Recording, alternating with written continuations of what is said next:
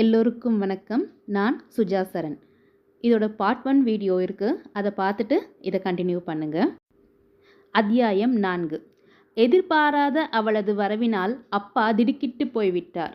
ஒற்றை தலைவலி வந்து ரொம்ப சிரமப்பட்டாள் என்று மருமகன் சொன்னபோது அம்மாவுக்கு அதிசயமாக இருந்தது.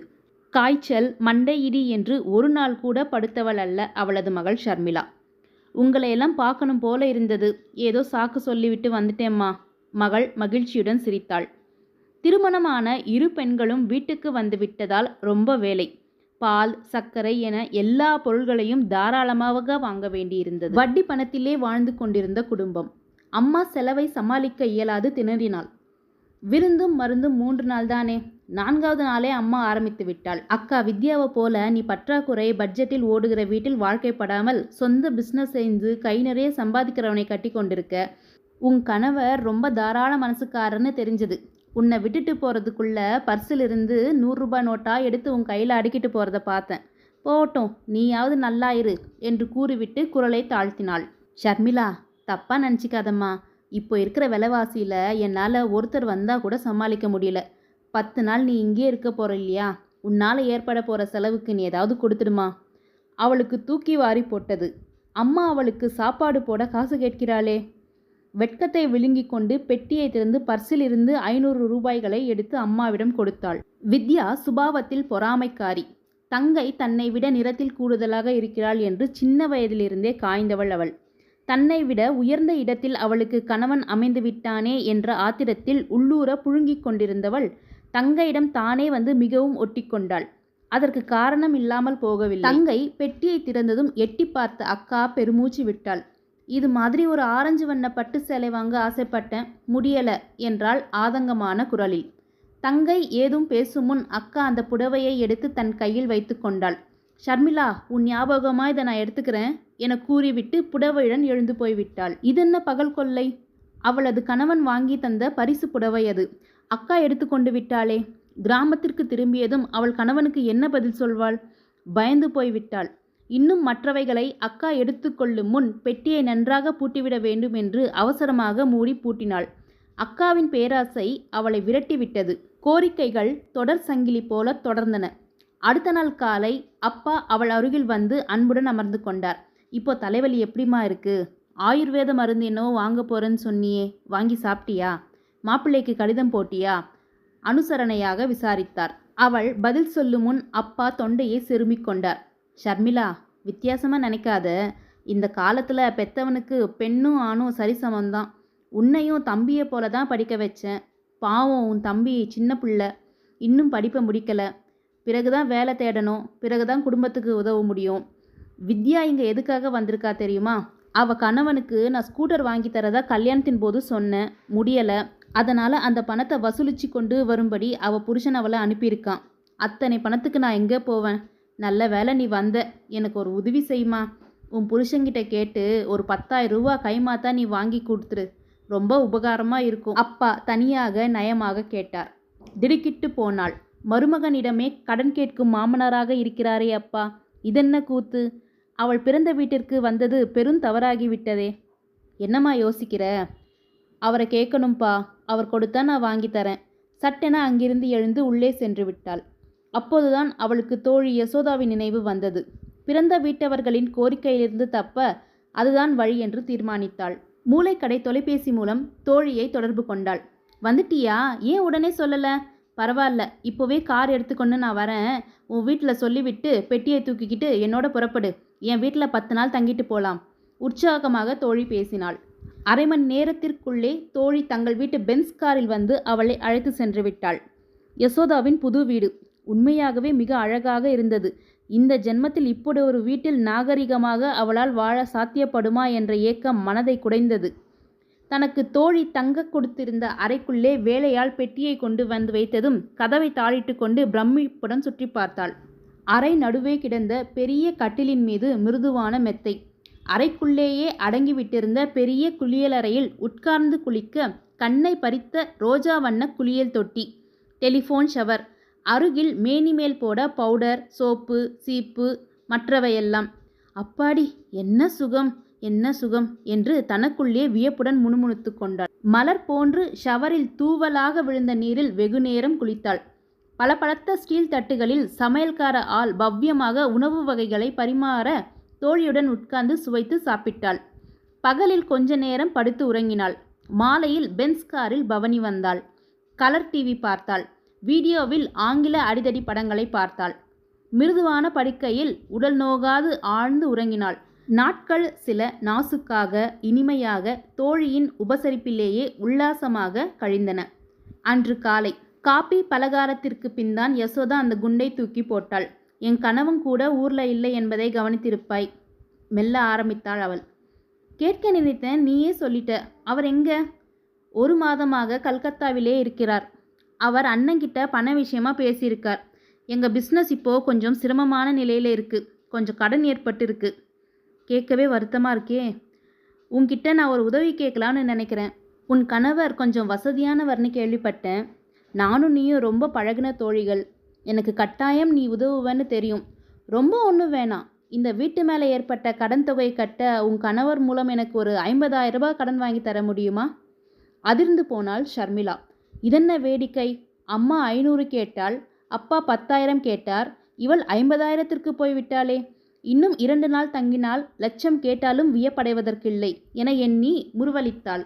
அதுக்கென்ன, என் கணவரிடம் கேட்டு பார்க்கிறேன். கொடுத்தால் கட்டாயம் உதவி செய்கிறேன் என்றாள். அதற்கு பிறகு அவளுக்கு அந்த பங்களாவாசம் தாங்க முடியாத வேதனையாக இருந்தது. தோழி பரிந்து உபசரித்த பாயாசம் நாக்கில் கசந்தது. படுக்கை முள்ளாக உறுத்தியது. வீட்டை சுற்றி பார்க்க பார்க்க அவள் உள்ளத்தில் அருவருப்புதான் மிஞ்சியது. இதென்ன போலியான கௌரவம், வரட்டு ஜம்பம்! கையில் காசு இல்லாத போது கடன்பட்டு வீட்டை ஏன் வாங்க வேண்டும்? அவளுக்கு தன் புகுந்த வீடு நினைவு வந்து விட்டது.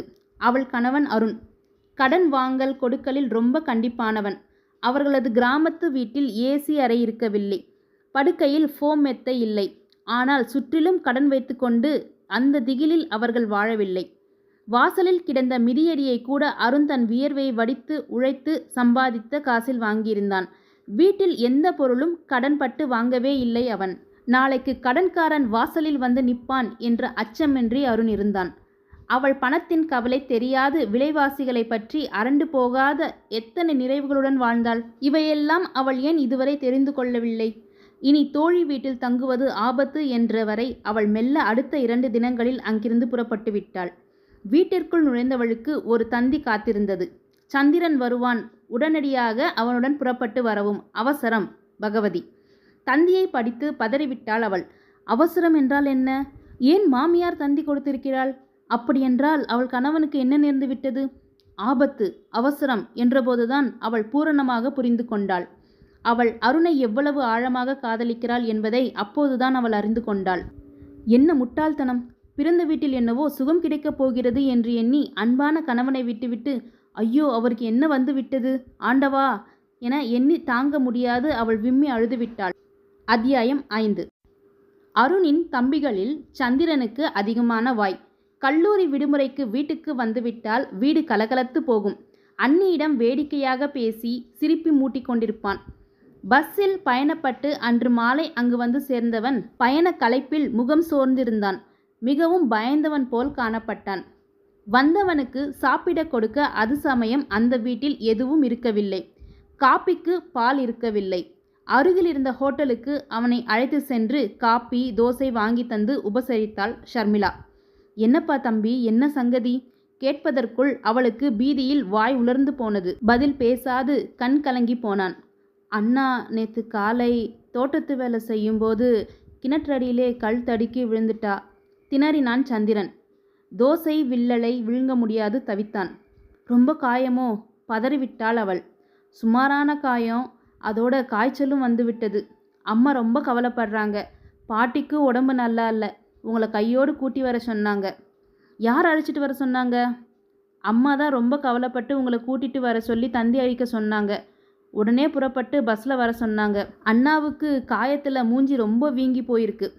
டாக்டர் பார்க்கிறார் இல்லையா? அவர் என்ன சொன்னார்? காய்ச்சலுக்கு ஊசி போட்டார். 2 வாட்டி வந்து போனார். அண்ணி, எனக்கு அண்ணாவை பார்க்கவே வேதனையாக இருக்குது. மேலே பேச முடியாது. அவளை இரக்கமாக பார்த்தான். உயிருக்கு ஆபத்து ஒன்றும் இல்லையே? காய்ச்சலில் அண்ணன் வேதனையோடு முணங்கிறத பார்த்தா ரொம்ப கஷ்டமாக இருக்குது. எனக்கு தெரிஞ்ச அண்ணன் நோய் நொடின்னு படுத்ததே கிடையாது. அண்ணனையும் பாட்டியையும் ஒரே சமயம் கவனிக்க முடியாமல் அம்மா திண்டாடுறாங்க. வீடு வீடாகவே இல்லை அண்ணி. ஒரே குழப்பம். மாலனும் நானும் கல்லூரிக்கு ஒரு வாரம் லீவ் போட்டுட்டு கடையையும் மற்ற சங்கதிகளையும் கவனிச்சு கொள்கிறோம். அவள் வீடு, அவள் கணவன் என்ற கடமை உணர்வு நெஞ்சை அமுக்கியது. ஒரு கணம் கூட அவள் தாமதிக்கக்கூடாது. ரயிலில் டிக்கெட் கிடைக்காவிட்டால் இரவு பஸ் பிடித்தாவது ஊர் போய் சேர வேண்டும். கீழே விழுந்த காய்ச்சலுடன் கிடக்கும் கணவனை கவனிக்காது, வீட்டை ஒழுங்கு செய்யாது, இங்கே வெட்டியாக அவளுக்கு இனி என்ன வேலை? நெடுமரம் போன்ற கணவன் துணை நிழலில் வாழ்கின்ற அவள் அந்த மரத்தை தானே பாதுகாப்பாக பத்திரமாக வைத்து கொள்ள வேண்டும். இருக்கும்போதே பிறந்தகத்தில் வரவேற்பு இப்படி இருக்கிறது. கையில் காசில்லாது, கணவன் இல்லாது இங்கே வந்துவிட்டால் என்ன விதமான வரவேற்பு இருக்கும்? உடல் பயத்தில் நடுங்குவதை உணர்ந்தாள். அவளது வாழ்க்கை, வருங்காலம் என்ற நினைவுகள் அவளை உசுப்பிவிட அவள் பரபரத்தாள். தம்பி, நம்ம உடனே கிளம்பி விடுவோம், தாமதம் செய்ய வேண்டாம் என்றாள். அம்மா ஒப்புக்காக சொன்னாள். பாவம் சந்திரன், பஸ் பயணத்திலே அலண்டு போயிருக்கான். ஒரு நாள் கழித்து ஊருக்கு போகப்படாதோ? காயம் அப்படி ஒன்றும் பலமானதா இல்லையே, ஏன் அவசரப்படுற? போகிறதுக்கு முந்தி உன்கிட்ட மீதி பணம் இருந்தால் ஒரு 200 ரூபாய் கைமாதா கொடுத்துட்டு போம்மா. நாளைக்கு மளிகை சாமான் கடனை கட்டாயம் அடைக்கணும். நீயும் அக்காவும் வந்ததால் இந்த மாதம் எனக்கு மளிகை சாமான் அதிகமாக செலவாகி விட்டது. இதற்கு மேல் கேட்க பிடிக்காது பர்சிலிருந்து 2 100 ரூபாய் தாள்களை இழுத்து அம்மா கையில் அழுத்தினாள். அப்பா அருகில் வந்து தாழ்ந்த குரலில் ரகசியம் பேசினார். டாக்டர் வந்து கவனிக்கிறாரே, ஏன் கவலை என்று லேசாக அதட்டிவிட்டு, மறந்துடாதம்மா, மாப்பிள்ளைக்கு கொஞ்சம் சரியானதும் நான் கேட்ட பணத்தை பற்றி சொல்லி சீக்கிரம் ஏற்பாடு செய். உள்ளே இருந்து வந்த அக்கா வித்யாவும் அவளை விட்டு வைக்கவில்லை. ஷர்மிளா, நேற்று உன் பெட்டியை திறக்கும்போது பார்த்தேன், மேலே வச்சிருந்த வங்காள நூல் புடவை புதுசாக இருந்தது. எனக்கு அதை கொடுத்துடு, பணம் பிறகு அம்மா கிட்ட கேட்டு வாங்கித்தரேன் என்று குழைந்தாள். அம்மா பணத்துக்கு எங்கே போவாள்? அவள் பிழைப்பு கடனில் மூழ்கி கிடக்கிறதே என்று வெறுப்பாக எண்ணியபடி புடவையை எடுத்து அக்காவிடம் கொடுத்தாள். அப்பா, இதோடு ஊர் போய் சேர்ந்தால் போதும் என்றவரை அவளது மனம் கசந்து போனாள். ரயிலுக்கு புறப்படும் சமயம். அடுத்த வீட்டு ஃபோனில் தோழி யசோதா அழைத்தாள். ஊருக்கு கிளம்பி கொண்டிருக்கிறாயா? உனக்காக நான் நாளை டிராமாவுக்கு 2 டிக்கெட் வாங்கி வச்சிருக்கேன், வர முடியாதா? அட பாவமே, உன் கணவருக்கு ரொம்ப ஆபத்து எதுவும் இல்லையே? சரி, உடனே போய் கடிதம் போடு. நான் கேட்டதை மறக்காத. எவ்வளவு சீக்கிரம் உன்னால் முடியுமோ அவ்வளவு விரைவாக பணத்துக்கு ஏற்பாடு பண்ணு. ஃபோனை வைத்துவிட்டு வீட்டுக்காரிக்கு நன்றி தெரிவித்துவிட்டு நெற்றியில் வழிந்த வியர்வையை துடைத்து கொண்டாள். அப்பா, அம்மா, அக்கா, தோழி என எல்லோருமே எத்தனை சுயநலக்காரர்களாக இருக்கிறார்கள். எரிகிற வீட்டில் பிடுங்குவது ஆதாயம் என்பார்களே, அதே போல அவளது கவலையையோ மனக்குழப்பத்தையோ பற்றி அக்கறை கொள்ளாமல் அவரவர்களுக்கு அவரவர் தொல்லைதான் பெரிதாக இருக்கிறது. சில நேரங்களில் மனிதர்கள் சிலர் எத்தனை சுயநலவாதிகளாக இருக்கிறார்கள்.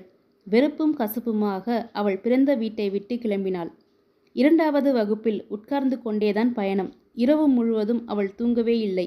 வீட்டையும் கணவனையும் நினைத்தபோது அவளது கண்ணில் நீர் பொங்கியது. அவள் செய்தது மிகவும் தவறு. அவள் வீட்டையும் கணவனையும் விட்டு பிறந்தகம் வந்தது ரொம்பவே தவறு. ஒரு பெண்ணுக்கு திருமணமான பின்பு அவள் கணவனது வீடுதான் இல்லம். அவனுடன் சேர்ந்த வாழ்க்கைதான் வாழ்வு. இதை தெரிந்து கொள்ளவா அவளுக்கு இப்படி ஒரு சோதனை? துயரமாக பெருமூச்சு விட்டாள். இரவு முழுவதும் கண்களை மூடவே இல்லை. எப்பொழுது ஊர் போய் சேருவோம் என்ற நினைப்பு மனதை விட்டு அகலவே இல்லை. அத்தியாயம் 6. திருச்சியிலிருந்து சேலம் விரைந்த முதல் பஸ் அவர்களை களத்துப்பேட்டை நிறுத்தத்தில் இறக்கிவிட்டு போய்விட்டது. பொழுது புலர்ந்த லேசாக வெளிச்சம் பரவிக்கொண்டிருந்த நேரம். காவேரி ஆற்றில் ஸ்நானம் செய்துவிட்டு இடையில் ஈர வேட்டியும் தோளில் ஈரத்துண்டுமாக கிராமத்து ஆண்கள் சிலர் வீட்டை நோக்கி நடந்து கொண்டிருந்தார்கள். அவர்களில் ஒருவர் அவளை அடையாளம் கண்டு விசாரித்தார். பகவதி அம்மாள் மருமகதானே? பட்டணத்தில் இருந்து வரியா? பிறந்த வீட்டுக்கு போயிருப்பதாக கேள்விப்பட்டேன். புன்முறுவலித்தார். தலையை அசைத்தாள் ஷர்மிளா. அவரிடம் கணவனது உடல்நலை பற்றி விசாரிக்கலாமா? அவளை பற்றி தெரிந்து வைத்து கொண்டிருக்கும் அந்த பெரியவருக்கு அருண் கீழே விழுந்து காயமடைந்து விட்டிருப்பது தெரியாமலா இருக்கும்? நாக்கு வரை எழுந்த கேள்வியை அடக்கி கொண்டாள். சுற்றும் முற்றும் பார்த்தாள். வழக்கமாக அந்த இடத்தில் பயணிகளை கிராமத்துக்கு அழைத்து செல்ல வாடகை மாட்டு வண்டி சில நின்று கொண்டிருக்கும். அன்று சோதனையாக ஒன்றை கூட காணவில்லை. நல்லா விடிஞ்ச பிறகுதான் வண்டிக்காரர்கள் வருவார்கள். பெட்டியை தூக்கி கொண்டு நடக்க தயாரானான் மைத்துனன் சந்திரன். வண்டி ஒன்று வரும் என்று காத்து கொண்டு நிற்க அவளுக்கு பொறுமை இல்லை. நெடுஞ்சாலையில் நின்று உள்ளே 2 கிலோமீட்டர் தொலைவு கிராமத்தை நோக்கி ஓடிய மண் பாதையில் கால் புதைய நடை தடுமாற அவள் சந்திரன் பின்னால் பரபரப்புடன் நடந்தாள். முன்போலிருந்தால் அவள் அந்த சங்கடத்தை தாழாது முணுமுணுத்திருப்பாள். இப்பொழுது அவள் மனம் ஒரேயடியாக மாறிவிட்டிருந்தது. காயம்பட்டு காய்ச்சலுடன் கிடக்கும் கணவனை காண வேண்டும், அவன் அருகில் ஆதரவாக இருந்து உதவ வேண்டும் என்றதொரு ஆவேசமான ஆவல். அவர்கள் வீட்டு வாசலில் அன்றாடம் அவள் செய்த வேலைகளை துளசி செய்து கொண்டிருந்தாள். வாசலுக்கு நீர் தெளித்து பெருக்கி கோலம் போட்டு கொண்டிருந்தவள் நிமிர்ந்து பார்த்தாள். அண்ணி, வந்துட்டீங்களா? மகிழ்ச்சியுடன் வரவேற்றபடி எழுந்து நின்றாள். வாசலில் சந்தடியை கேட்டு பகவதி ஓடி வந்து எட்டி பார்த்தாள். வாமா ஷர்மிளா, முகமெல்லாம் புன்னகையால் மலர அவளை வரவேற்றாள். எப்படி அத்த, அவர் இப்போ எப்படி இருக்கார்? ரொம்ப காய்ச்சலா?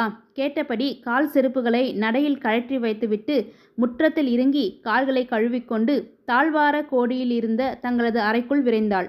ஒரு கழித்து கிடந்த கதவை தள்ளி திறந்து உள்ளே நுழையும் முன் பதட்டத்தில் மூச்சு நின்றுவிடும் போல இருந்தது. யார் அது என்று முணங்கிய அருண் மெல்ல படுக்கையிலிருந்து எழுந்து நிமிர்ந்து உட்கார்ந்தான். நான் தான், ஷர்மிளா வந்திருக்கேன் என்று கூறியபடி அருகிலே சென்று கட்டிலின் ஓரத்தில் உட்கார்ந்து கொண்டாள். கைகளை நீட்டி அவளது கரங்களை ஆர்வமாக பற்றி கொண்டான் அருண். அந்த அன்பு வரவேற்பு அவள் நெஞ்சில் ஆனந்தத்தையும் அழுகையையும் ஒருங்கே உண்டாக்க அவள் பேச முடியாது கண்ணீர் பொங்க எத்தனையோ ஆண்டுகளாக அவனை பிரிந்து விட்டவள் போல் பதட்டமாக அவனது கரங்களை தன் கன்னங்களுடன் பொருத்தி கொண்டாள். பொல பொலவென்று கண்ணீர் துளிகள் கொட்டின. என்னத்துக்கு அழுவுற? எனக்கு ஒன்றும் ஆகலை. நீ வீட்டில் உதவிக்கு இல்லாததால் காய்கூடையை தூக்கிட்டு வரும்போது கிணற்று மேடை வழியே இந்த பக்கம் வரும்போது அவன் நிறுத்தினான். நான் இருந்திருந்தால் கனமான கூடையை தூக்கி கொண்டு அப்படி குறுக்கே வரவேணான்னு தடுத்திருப்பேன். நீங்கள் ஒன்றும் சொல்ல வேணாம், எனக்கு நல்லாவே புரிஞ்சு போச்சு. நீ இருந்திருந்தா தினமும் கிணற்று மேடையை சுற்றி வேலைக்காரியை சுத்தமாக தண்ணி விட்டு தேய்ச்சி கழுவ சொல்லியிருப்ப. புரிகிறது. கிணற்று மேடை ஓரத்திலே தண்ணி தேங்கி பாசி கட்டி போயிருக்கு. நீங்கள் பார்க்காம அதில் காலை வச்சு வழுக்கி அப்படியே தோய்க்கிற கல் மேலே சாஞ்சி விழுந்து அதன் கூர் நெற்றியிலே பட்டு குடமாக ரத்தம் கொட்டி மயங்கி போய் விட்டீங்க. ஆமாம், டாக்டர் எத்தனை தையல் போட்டார்? நான் ஊருக்கு போனதும் எத்தனை பிசுகு. சொல்லியபடி அவன் வலது நெற்றியில் ஓரத்திலே ஒட்டப்பட்டிருந்த பிளாஸ்திரி துண்டத்தை விரல்களால் மெல்ல தடவினாள். 2 நாளாக கடைக்கு போகாமல் தம்பிகள் அனுப்பிவிட்டு நான் வீட்டோடு இருக்க வேண்டியதாயிடுச்சு.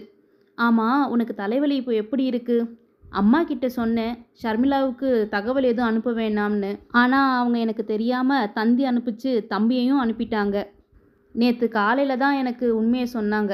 எனக்கு ஆபத்து ஒன்றும் இல்லை. பெத்தவங்க இல்லையா, காயம்பட்டு காய்ச்சல் வந்ததும் பயந்துட்டாங்க. கட்டி கொண்டவன் நீ, அதனால் கலவரப்பட்டு ஓடி வந்துட்ட. புன்னகைத்தபடி அவளது கண்ணீரை துடைத்து விட்டான். அதற்குள் வீடு அவளது வருகையால் அமர்க்கலப்பட்டு போயிருந்தது. அண்ணி வந்துட்டாங்களா? கிணற்றடியில் குளித்து கொண்டிருந்த சின்ன மைத்துனன் ஈரத்துவாலையை தலையில் துவட்டியபடி உள்ளே ஓடி வந்தான். சின்னம்மா வந்துட்டாங்களா?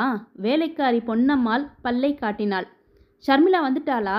அப்பாடி, நான் பிழைச்சேன் என்று அறைக்குள் முடங்கி கிடந்த பாட்டி மகிழ்ச்சியுடன் எழுந்து உட்கார்ந்தாள். தோட்டத்து கொட்டிலில் கட்டியிருந்த பசுகளுக்கு கூட அவளது வரவு புரிந்து விட்டது போல அம்மா என்று குரல் கொடுத்தன. தன்னை எல்லோரும் கொண்டாடிக் கொள்வதை காண ஷர்மிளா மனம் நெகிழ்ந்து போனாள். அவள் வீடு, அவள் கணவன், அவள் வாழ்க்கை என்ற உரிமை உணர்வில் ஒன்றிப்போய் அவள் மிக உற்சாகத்துடன் தன் வீட்டு வேலைகளையும் நோயாளிக்கு செய்ய வேண்டிய பணிவிடைகளையும் கவனித்தாள். வாழ்க்கையின் உண்மை தத்துவத்தை புரிந்து கொண்ட அவள் மனதில்தான் அத்தனை நிம்மதி. ஒரு சில நாட்களில் அருண் பூரண குணமடைந்து விட்டான். காயத்தின் மீது டாக்டர் போட்ட தையலை எடுத்த பின் அவன் கடையை கவனிக்க புறப்பட்டான். பாட்டி அகிலாண்டம் உடல்நலம் தேறி கைத்தடியை ஊன்றிக்கொண்டு மெல்ல நடக்கத் தொடங்கினாள். அன்று மாலை அவள் தனக்கு பத்திய உணவு பரிமாறிவிட்டு பாத்திரங்களை எடுத்து போக வந்த பேரன் மனைவியை பரிவுடன் தன் அருகே அழைத்தாள். இந்த சாவியால் அந்த அலமாரியை திறந்து அடித்தட்டில் வைத்திருக்கிற சின்ன மரப்பெட்டியை எடுத்துட்டு வா என உத்தரவிட்டாள். ஷர்மிளா தன்னிடம் கொடுத்த மரப்பெட்டியை மெல்ல திறந்தாள் கிழவி. எனக்கு வயசும் வியாதியும் அதிகமாகிறதுக்குள்ள என் சொத்துகளையும் நகைகளையும் விற்று எல்லோருக்கும் சமமாக அவங்க பேரில் வங்கியில் கட்டிட்டேன். ஆனால் இந்த பெட்டியில் என் சொந்த நகைகள் சிலதை மட்டும் பத்திரமா வச்சிருந்தேன். எனக்கு பிடிச்சவங்களுக்கு இதை கொடுத்துடுறதுன்னு என் முடிவு. தன்னிடம் பாட்டி நீட்டிய நகை பெட்டியை வாங்கிய அவள் கரங்கள் நடுங்கின. என்ன பாட்டி இது? வியப்பும் பிரமிப்புமாக கேட்டாள். நீ என்னை ரொம்ப நல்லா கவனிச்சிக்கிற. படுக்கையில் நாராக கிடந்த நான் இப்போ எழுந்து நடக்கிறேன். என் உயிர் பிரியும் முன் நல்ல நினைவோடு இருக்கச்ச உன்கிட்ட கொடுத்துணுன்னு நினச்சிக்கிட்டு இருந்தேன். நாளைக்கு உன் புருஷனோட பிறந்த நாள், அதனால் இதுகளை நாளைக்கு நீ போட்டுக்கோ, ஒரு நல்ல நினைவாக இருக்கட்டும். நெஞ்சுருகி போனாள் ஷர்மிளா. வீட்டுக்கு கிழவி இன்னொரு பாரம் என ஆரம்பத்தில் நினைத்து அரை மனதாக தான் பணிவிடைகளை செய்தாள். ஆனால் அகிலாண்ட பாட்டி அதை பெரியதொரு சேவையாக எடுத்துக்கொண்டு, பாட்டி எனக்கு என்ன சொல்கிறதுனே தெரியல, மற்றவங்களுக்கு கொடுக்காம என்று உணர்ச்சி வசத்தால் தடுமாறினாள். இது என்னோட பரிசளிப்பு, இதை பற்றி யாரும் குறை சொல்ல முடியாது. நீ இதெல்லாம் போட்டுட்டு வந்து எனக்கு காட்டணும். பாட்டி உத்தரவிட்ட போது நன்றி உணர்வில் நெகிழ்ந்து போய் கிழவியின் கரங்களை பிடித்து கண்களில் ஒற்றிக்கொண்டாள். அன்று இரவு வீட்டுக்கு வந்ததும் அவளை ஒரு புறமாக அழைத்து மகிழ்ச்சியாக சொன்னான் அவன் கணவன். நாளைக்கு கடை விடுமுறை நாள், என் பிறந்த நாளும் கூட. அதனால் நான் டவுனில் நடக்கிற ஒரு சினிமாவுக்கு உன்னை கூட்டிகிட்டு போகிறதா தீர்மானிச்சிட்டேன். நீயும் நானும் தனியாக போக போகிறோம், சரிதானே என்றான். நான் ஒத்துக்க மாட்டேன். நம்ம வீட்டில் இருக்க எல்லாரும் சினிமாவுக்கு போகிறதுனா நான் வரேன். பாட்டியை துணைக்கு வச்சுட்டு போகணும், மறக்கக்கூடாது என்றாள் புன்முறுவலுடன். நீ தன்னந்தனியாக என்னோட வர பிரியப்படுவேன்னு நினச்சேன். ஆரம்பத்தில் அப்படி தான் நினச்சேன். ஆனால் இந்த குடும்பத்தில் இருக்கிறவங்கள புரிஞ்சிட்டது அப்புறமா இங்கே யாரையும் விட்டுட்டு போக மனசில்லை. பாசத்தில் பிணைஞ்சிருக்கும் இந்த குடும்பத்தை பிரிக்க எனக்கு விருப்பமே இல்லை. உண்மையாவா சொல்கிறேன்? உண்மையாக சொல்கிறேன். உங்களை நான் எவ்வளவு நேசிக்கிறேன், அதுபோல் இந்த வீட்டையும் நேசிக்கிறேன், இந்த கிராமத்தையும் நேசிக்கிறேன். போதுமா? போதாது என்று மகிழ்ச்சியுடன் கூவியபடி அவளை தன் அருகே இழுத்து அணைத்து கொண்டான். அண்ணி, எங்கே இருக்கீங்க? இங்கே வாங்க, ஒரு சங்கதி என்று மைத்துனர்கள் இருவரும் துளசியும் கத்திக்கொண்டே உள்ளே வந்தனர். நாளைக்கு அண்ணாவோட பிறந்த நாள், பெரிய விருந்து தயாரிக்கணும் தெரியுமா? உங்களுக்கு கூட உதவ நாங்கள் 3 பேரும் தயார் என்று கத்தி அமர்க்கலப்படுத்திய அந்த குடும்பத்தினரின் பாச பிணைப்பில் ஒன்றிப்போன அவள் கண்கள் பனித்து போயின. வசந்தத்தில் ஒரு நாள் போது அவள் அருணை சந்தித்தாள். ஆனால் இப்பொழுது அந்த குடும்பத்தை புரிந்து கொண்ட மகிழ்ச்சியில் அவளது வாழ்க்கை நிரந்தரமான வசந்தமாக போகிறது என்பதில் சந்தேகமில்லை. கூச்சல் போடாதீங்க, வந்துட்டேன் என்று கணவனது பிடியிலிருந்து விலக கூட்டத்திற்கு சிரித்தபடி ஓடினாள். முற்றும். இந்த மாதிரி பழைய நாவல் கதைகள் எல்லாம் உங்களுக்கு பிடிக்கும்னா சேனலை சப்ஸ்கிரைப் பண்ணிக்கோங்க. எனக்கு அடுத்தடுத்து கதைகளை சொல்கிறதுக்கு உங்கள் மோட்டிவேஷனாக லைக்கும் சப்ஸ்கிரைப் ஷேர் பண்ணுங்கள். அடுத்த கதையில் பார்க்கலாம். நன்றி.